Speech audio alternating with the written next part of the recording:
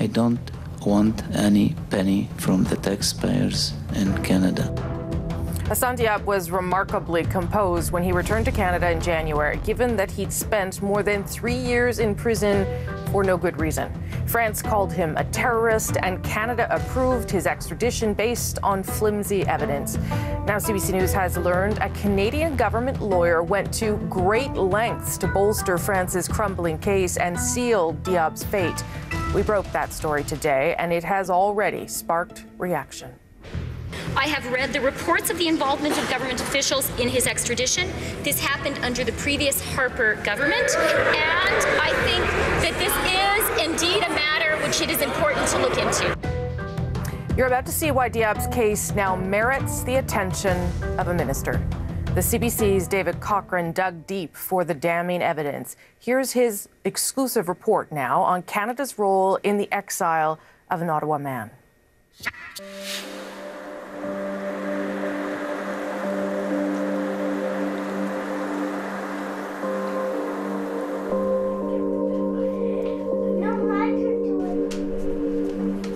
Hassan Diab is making up for lost time. 3 years and 2 months spent in a French jail in near solitary confinement. Each day taken from him by France and Canada. Funny thing, wow. I will try. Okay, so I can do it. He's learning to be a dad to a little girl who grew up while he was in jail. Getting to know a little boy born while he was behind bars. It was the most difficult period. And then you have one birthday after another. His first, his second. You like him? Her second, her third, her fourth, and her fifth. I miss them all. What more can you lose? If you lose these things, there's nothing left in life. Finished? Oh, Jenna has big nothing. France has spent decades hunting Hassan Diab for a crime that still haunts that country. An explosion on this street, targeting this building. And French courts now say they got the wrong man.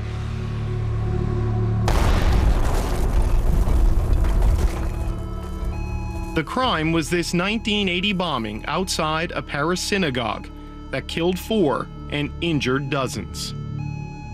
The French case was built around contradictory eyewitness descriptions and secret intelligence obtained from unnamed sources. The only physical evidence was handwriting analysis from 2 French experts that linked Diab's writing to the bombers. This was later revealed to be deeply flawed. But Diab was still sent to France's largest prison.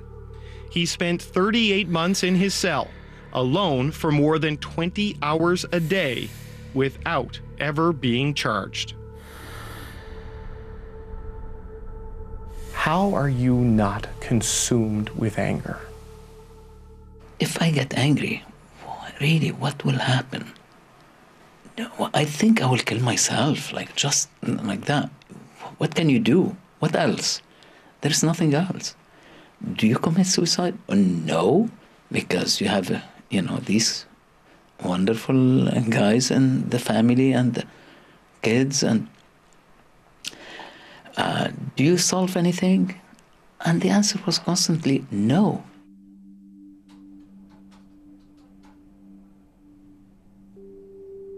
Don Bain has been Diab's lawyer on this case for 10 years, 9 of them without billing Diab a single dime.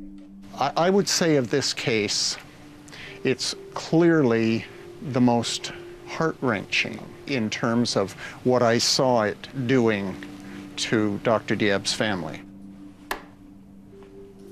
And this is storeroom number 2 of 3. Bain thought he knew everything about this case, but even now there are surprises. Like this memo obtained by CBC News. This letter or its contents was never disclosed to us, the defense, or to the court.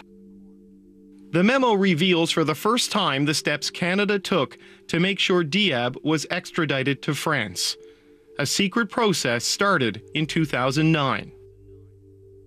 Spain had successfully impeached the French handwriting evidence. Defense experts proved the comparison samples weren't even written by Diab. The French case was falling apart. So Claude Lefrançois, the senior government lawyer handling the case for Canada, wrote France, warning that significant evidence required for extradition would be lost. Lefrançois asked for two things to save the case: a new handwriting analysis using proper samples on short notice, and fingerprints of the bomber to compare with Diab's that Lefrançois said could be extremely persuasive and perhaps conclusive. My first reaction is that Canada's role? Should the Department of Justice be doing this? This is France's case. Canada has no case against Dr. Diab, never did. If the French case is manifestly unreliable, seriously defective, falling apart, as you say, so be it. Canada's not the investigators for France. But finding case-saving evidence takes time. So Lefrançois obtained an adjournment, then repeatedly told the court he had no knowledge of what France was doing. In March, 4 months after he sent that memo, Lefrançois told the judge, "I can't describe the nature of the evidence. It's somewhat useless to guess. I'm afraid we're at a loss." Well, France is not the only one who knows. The Department of Justice lawyer knows because he directed it. Canada knows. Canada knows, and they know specifically what it is. It's being done at their behest. Did the Canadian Department of Justice lawyer lie to the court? The transcripts speak for themselves. 6 months after Lefrançois sent his memo, the key evidence arrived. In May, the tainted handwriting evidence was withdrawn. A new analysis that also suggested Diab's writing matched the Paris bombers was presented to the court. The prosecution called this evidence its smoking gun, even though the defense handwriting experts tore it apart. But under Canada's extradition laws, any evidence submitted by France has to be considered reliable, which made the prosecution's smoking gun legally bulletproof. And based on that, the judge ordered Diab's extradition to France, even though he called the French case weak and warned it was unlikely to lead to a conviction. What the court never saw was the fingerprint comparison Lefrançois asked for. The evidence he wrote could be extremely persuasive and perhaps conclusive. And it was conclusive. Every identifiable fingerprint on that statement excluded Dr. Diab. It was not him. It was conclusive. That was never told to the court.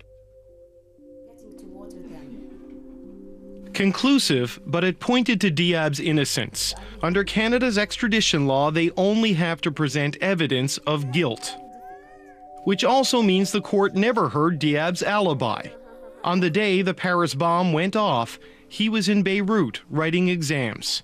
University records confirm this, but in an extradition hearing, the accused is not allowed to call evidence. You are allowed as a prosecutor to cherry pick.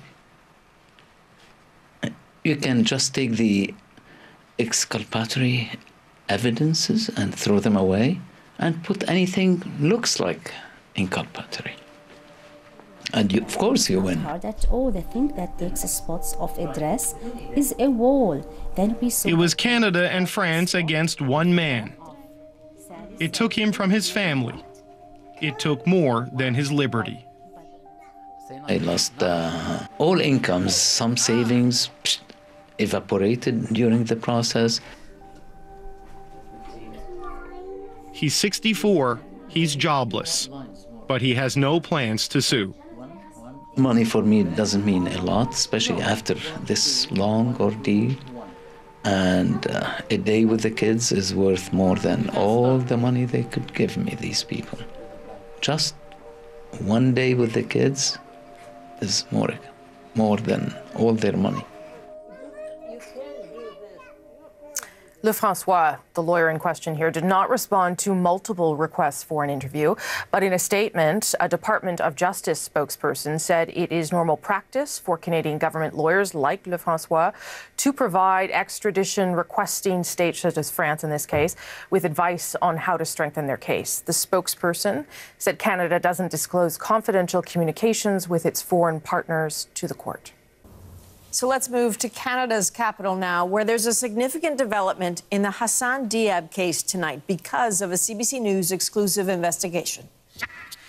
You are allowed as a prosecutor to cherry pick. You can just take the exculpatory evidences and throw them away and put anything looks like inculpatory. And of course you win. That is Canadian Hassan Diab. You may certainly understand his view of justice. For decades, French authorities tried to link him to a 1980 bombing at a Paris synagogue. He was eventually extradited to France in 2014 and spent 3 years in prison, but was never charged. The French courts ultimately released him because of a lack of evidence. But last night, we revealed the great lengths a Canadian government lawyer went to starting in 2009 to ensure Diab was sent to France. Now, CBC News has learned about an unprecedented step Canada's Foreign Affairs Minister is taking in the case. David Cochrane is again breaking the developments of the story for us tonight. Hassan Diab has found his way home, but he is still looking for answers. And now he has a powerful ally. I have read the reports of the involvement of government officials in his extradition, and I think that this is indeed a matter which it is important to look into. Chrystia Freeland has rarely, if ever, spoken publicly about Diab's case, but she has been raising it privately with French officials for years. Now, with the Justice Department doing an internal review of the case, a government official says Freeland, the Foreign Affairs Minister, will be keeping a close eye on its findings, even though it's not her department. The minister is personally very seized with ensuring that Mr. Diab receives the answers he deserves from the government about their role in his ordeal. It's pretty clear that what happened to Hassan Diab never should have happened in the first place. CBC News obtained a confidential memo that revealed the efforts Department of Justice lawyers made in 2009 to ensure Diab was extradited to France, taking steps to save the French case when it was on the brink of falling apart. As a result of those efforts, Diab spent more than 3 years in a French prison without ever facing a charge. Diab and his family have been calling for a public inquiry, not trusting an internal process. And now, after the CBC News report, Amnesty International and the BC Civil Liberties Association are doing the same. Given the revelations, it is clearly not appropriate for this to go forward as a largely internal review, carried out by the very department that may be responsible for transgressions. The rights groups are also calling for Canada to apologize to Diab and his family and compensate them for what they call a miscarriage of justice. David Cochrane, CBC News, Ottawa.